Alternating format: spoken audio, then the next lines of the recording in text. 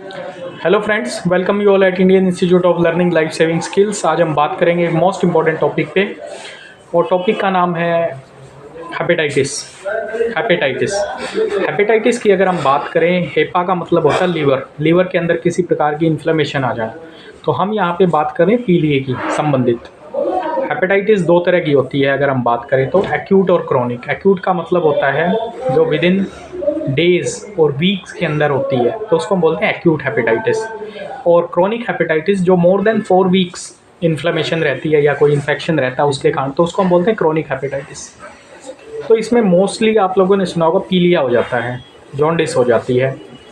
तो जॉन्डिस आखिर क्यों इतना समय लेती है कि एक बार जॉन्डिस हो जाए तो वो 28 से 30 दिन या कई बार 1.5 महीना ले लेती, 45 दिन तक ठीक नहीं होती।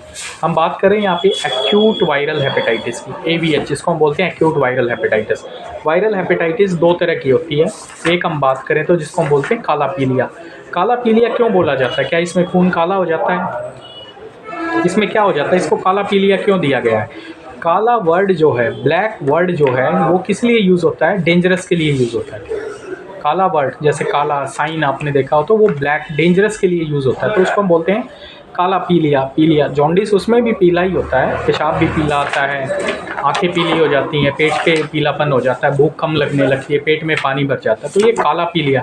जो काला पीलिया होता है वो क्रोनिक हेपेटाइटिस की वजह से, हेपेटाइटिस बी और हेपेटाइटिस सी की वजह से होता है, बी और सी।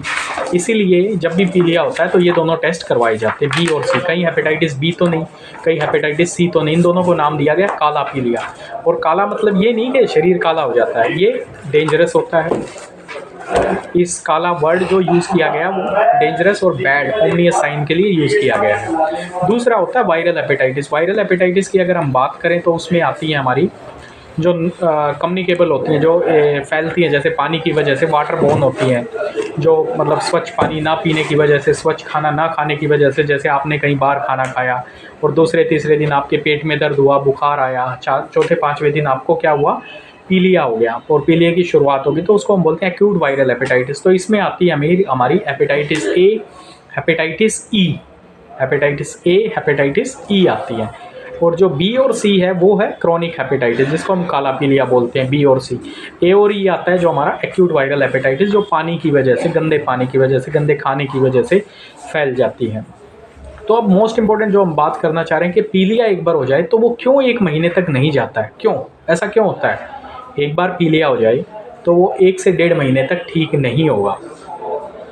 आप किसी भी टॉप मोस्ट इंडिया के हॉस्पिटल में चले जाइए, अगर एक बार एक्यूट वायरल हेपेटाइटिस होगी, it takes time of 1 month और 45 डेज, उससे पहले नहीं होता है।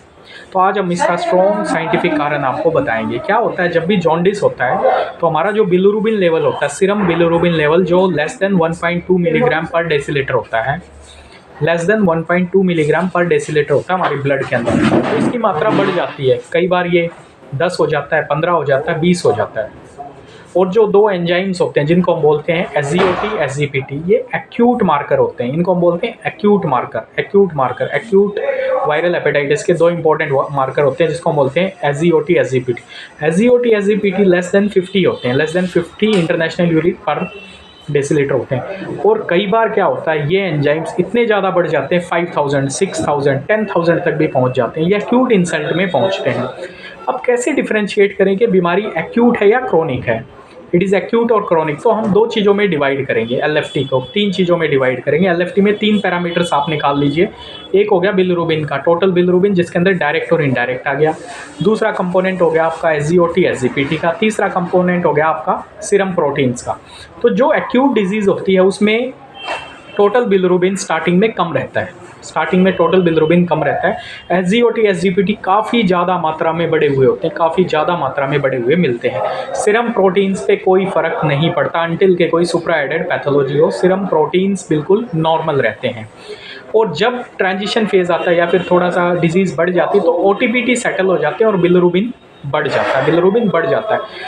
अब कैसे पता लगाएं कि डिजीज़ एक्यूट है या क्रोनिक है? तो एक पेशेंट हमारे पास क्रोनिक है जिसका बिलिरुबिन लेवल 12 है, एक पेशेंट है जिसका बिलिरुबिन लेवल भी 12 है, तो कैसे पता लगाएं? अगर दोनों पेशेंट्स के, अगर जो क्रोनिक पेशेंट है उसमें बिलिरुबिन भी हाई रहेगा, एक चीज़, दूसरी चीज़ उसके जो सीरम प्रोटीन्स हैं, सीरम प्रोटीन्स कम की तरफ रहेंगे। कम की तरफ रहेंगे। और हम एक और टेस्ट की एक्स्ट्रा एडवांटेज लेंगे जिसको हम बोलते हैं सीबीसी। सीबीसी में यूजुअली प्लेटलेट काउंट कम रहेगा, एचबी कम रहेगा, तो इसका मतलब ये पेशेंट किसकी तरफ है, क्रोनिक की तरफ है, क्रोनिक लीवर डिजीज़ की तरफ, हेपेटाइटिस बी हो सकता है, सी हो सकता है। तो एक क्रोनिक फेज में, या फिर कुछ और सिंड्रोम्स हो सकते हैं, बर्ड कैरी सिंड्रोम है या समथिंग एल्स है, कोई कंजेनाइटल मालफॉर्मेशंस है लीवर के अंदर, तो वो डिफरेंट है, क्रोनिक लीवर डिजीज में आ जाएगा। एक्यूट में हमेशा ओटीबीटी बढ़े हुए रहेंगे, सीरम प्रोटीन्स पे कोई फर्क नहीं पड़ता है।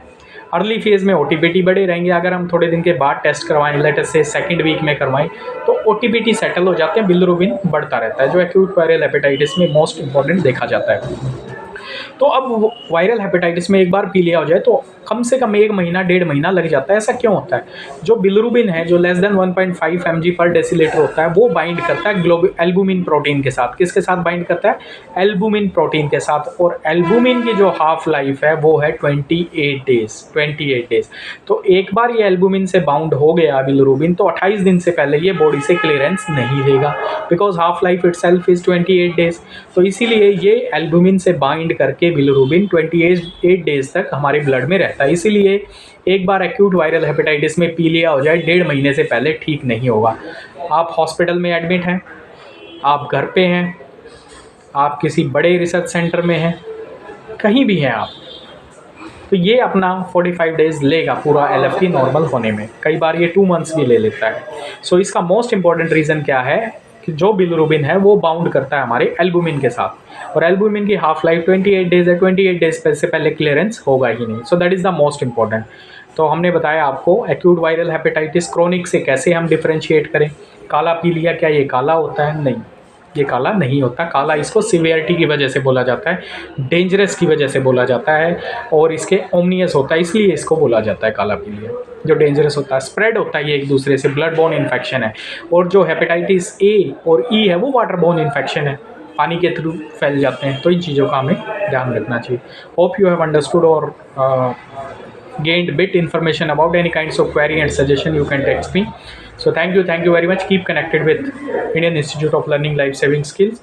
Be the savior, save the life. Thank you very much.